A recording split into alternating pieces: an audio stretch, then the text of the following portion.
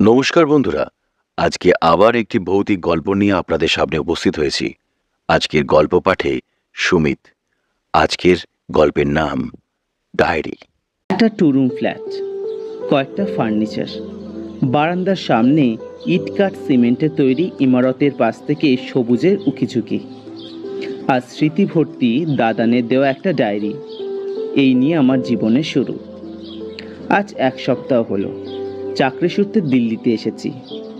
বাবা, মা, ভাই আর আমার সব থেকে প্রিয় দাদান, মানে আমার ঠাকুরদা, এদের কাউকেই ছেড়ে আসতে মন করছিল না। কিন্তু নিরুপায়।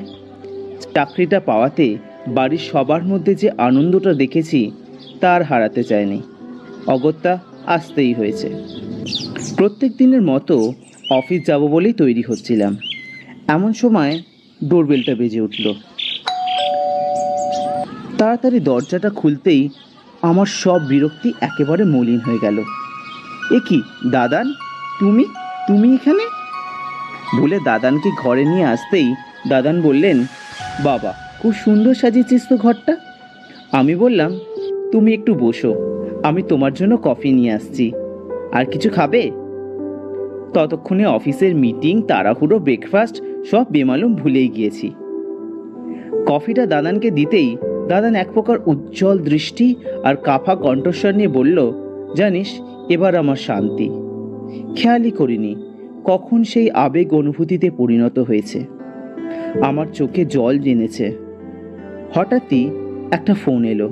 ফোন আসতেই ঘর ছেড়ে বারান্দায় গিয়ে যেন আমি এক অন্য জগতে চলে গেলাম। আর সেই ফোনটা ছিল আমার বাড়ির ফোন। ভাবলাম দাদান পৌঁছে গেছে কিনা সেটা জানার জন্যই ফোন করেছে। ফোনটা ধরার পরই আমার মনের মধ্যে এক চাঞ্চল্যকর পরিস্থিতি সৃষ্টি করতেই আমি এক প্রকার বিস্ময়ের সাথে বলে উঠলাম, এসব কি বলছো? দাদান তো আমার সাথেই রয়েছে। কে দিয়েছে সব খবর? দাদান আমার কাছে পৌঁছে গেছে। তুমি কথা বলবে, দাঁড়াও, তুমি কথা বলবে দাদানের সাথে।